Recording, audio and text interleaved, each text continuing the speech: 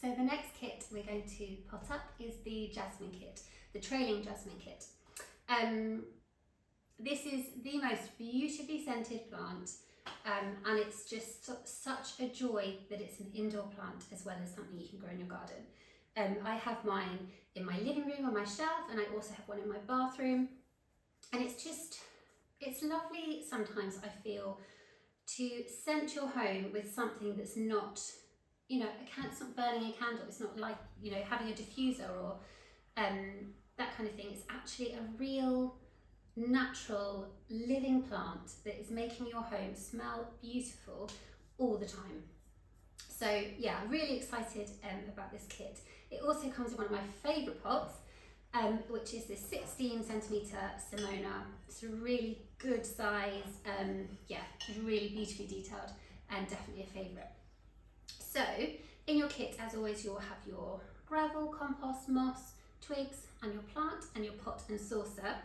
So I will pot up and show you how to do it, and then we'll go through some tips on how to look after your jasmine. So filling the bottom of your pot with all of the gravel that you have in your kit, because we need to really focus on drainage so the roots aren't sat in lots of sort of moisture all the time. Then adding in some of your compost to the bottom of your pot. Okay, pushing that down slightly, and then I'm just going to keep it in its plastic pot and just pop it in. Yeah, so that's about right. So you will see that it will come to you in this sort of loop effect. That's not here to stay. We're not leaving it like that. Some people do grow them, and have them sort of wound around some kind of loop. It's not how I like to have it. It's not the aesthetic that I like for a jasmine. I like to see it trailing, and it's beautiful sort of little fronds coming off. So that's how I'm going to show you how to do it. So you basically need, let's just move this out of the way. It looks like it's going to be tricky, but I promise it isn't. You basically just need to cut really carefully, obviously not cutting the actual jasmine, either side of the sort of the plastic ring that's going around over the pot. Then you need to cut it in probably 2 or 3 other places. So if I go for, again, being really obviously careful that you're not going to cut the plant or yourself. Okay, so that one's just come out. Okay, let's do this side. It's a case of finding just a gap where there's not too much sort of vine trailing action going on. Okay, and then I'm just going to cut probably in 2 places at the top, sort of either side.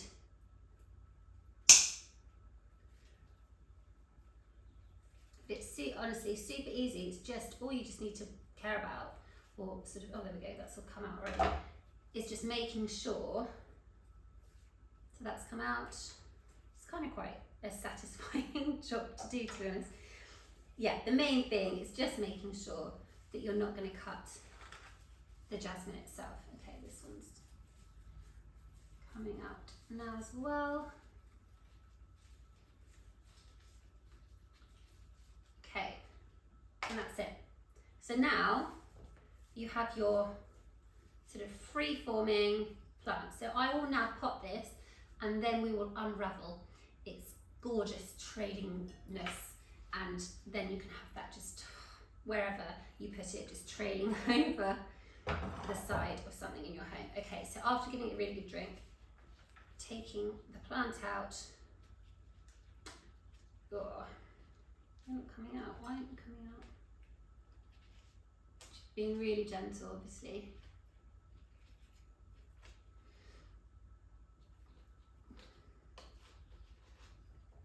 Why do you not want to come out?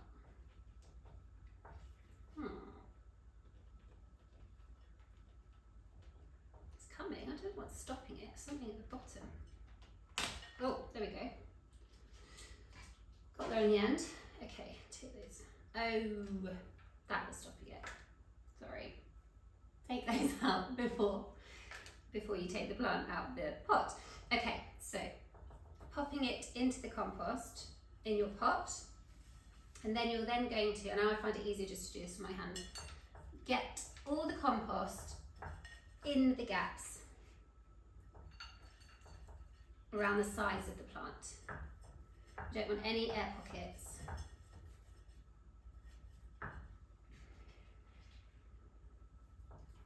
And you'll see from your jasmine when it arrives that they arrive in bud.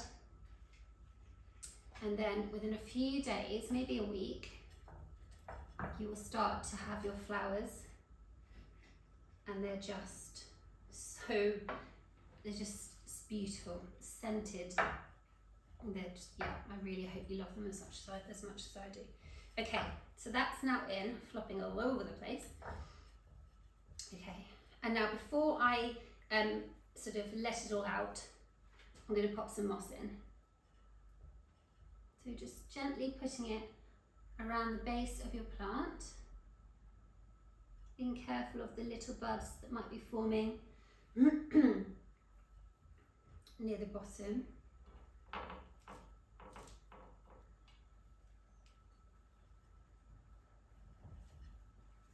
Okay, and now it's time.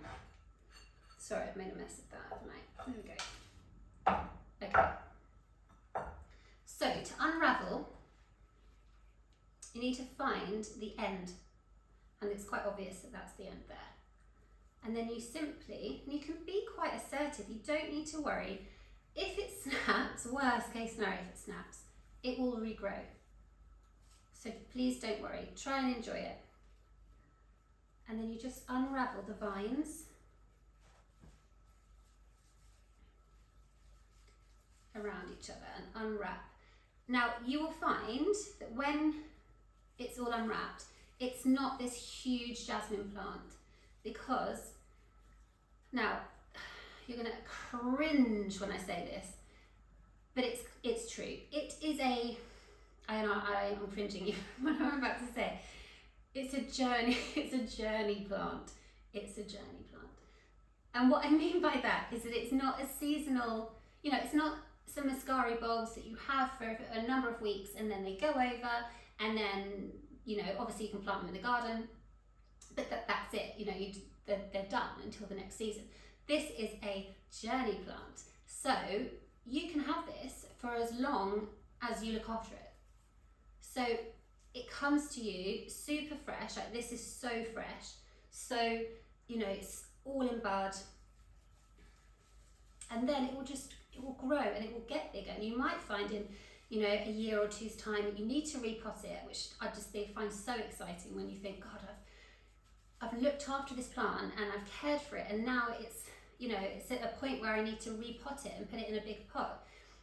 You know, as a sort of somebody that loves plants, and I just think that that's such an achievement in my opinion. Oh God, I really need to get a life, don't I? Anyway, so what I'm saying is, unravel it, but then if you think, oh, it looks smaller, just wait, and it will just grow and grow, and it will just look so beautiful. I mean, just, oh, I love it so much. So just imagine this, either, like I sometimes have thought, you know, in the summer when I'm outside and I've got friends and family over, to put that in the middle of a table and then just to let the trails just go across the table, almost like a tablescape.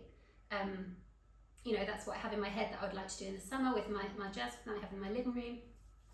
But yeah, you can just trail it off a shelf, trail it across a table. It's just, yeah, a really lovely plant. So there you go, that's it, all unraveled and ready for you to place somewhere that you're just going to enjoy it. So with care for jasmine, I find that they're quite thirsty plants. In the one in my bathroom, I found that the end started to dry out, and I couldn't work out why. It was just really, really like crunchy, crispy. So what I did is I took it off where the sort of crunchiness ended and the sort of still really good fresh growth was still going on. So I cut it, sort of, say for example, sort of there, just, you know, really simple, just a cut, and then it carried on growing. But I was surprised that it was, you know, needed quite a lot of water. So you might find that you do need to water it more than you might think, or you might find, or it might just be because in my bathroom, and I don't know, maybe I'm trying to think how often I water the one in the living room, maybe not as much. Don't know why. See how you go. If you feel like the ends are getting a bit sort of crunchy, a bit dry, you need to water up your watering. And I suppose as we head into late spring, early summer, even more so, you're going to need to probably water it a little bit more. And then as we go into autumn and winter and it starts to go sort of a bit more dormant, you probably need to step back a little bit from the watering. But as I said with the other kits, just go with what it's telling you. If it's looking like it needs watering, it probably needs watering, so just give it a water. And yeah, just keep an eye on it. In terms of encouraging regrowth and encouraging your plant to get bigger, you will have to pinch out all the flowers once they have gone over. So to do that, much like with the forget-me-nots, you pinch out at the base. So say for example, this frond here, and say this had all gone brown and had finished flowering, I would pinch it. Now I'm going to do this. No, I'm not going to do it. No, I'm not going to do it. You would pinch it at the bottom where it meets a healthy sort of blooming section of the stem. It's not rocket science. It's not tricky. Please don't worry about it too much about pinching out. You know, if you pinch in the wrong place, it really doesn't matter.